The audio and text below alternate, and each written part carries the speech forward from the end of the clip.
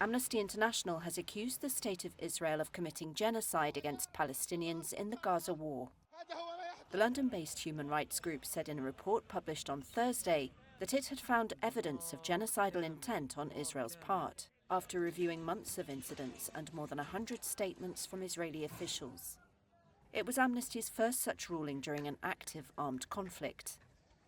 Israel's Foreign Ministry spokesperson Oren Marmorstein wrote on X that the report was fabricated, entirely false and based on lies.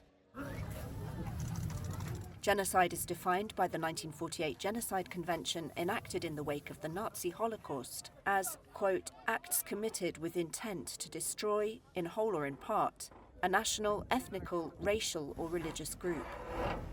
First, that if there have been acts that may be characterized as genocidal, then they have been perpetrated against Israel. Israel's lawyers already countered accusations of genocide brought by South Africa in January. Israel says it respects international law and has a right to defend itself against Palestinian militant group Hamas, whose cross-border attack on October 7, 2023, precipitated the Gaza war.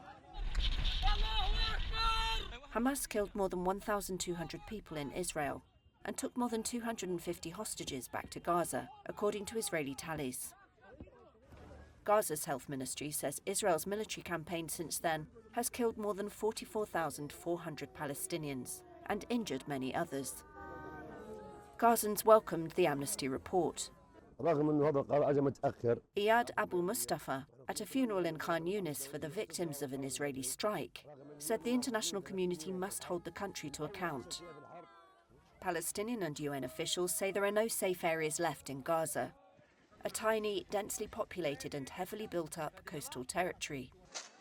Most of Gaza's 2.3 million people have been internally displaced, some as many as 10 times. Global food security experts have also warned of famine in parts of northern Gaza, a warning that Israel rejects.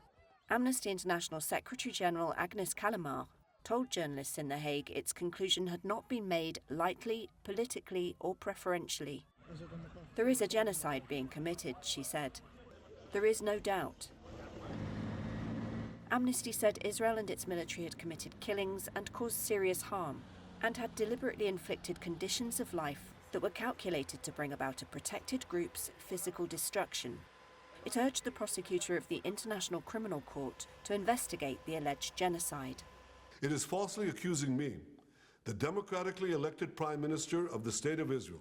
In November, the ICC issued arrest warrants for Israeli Prime Minister Benjamin Netanyahu and his ex-defense minister Yoav Gallant for war crimes and crimes against humanity against Palestinians in Gaza. They both deny those charges.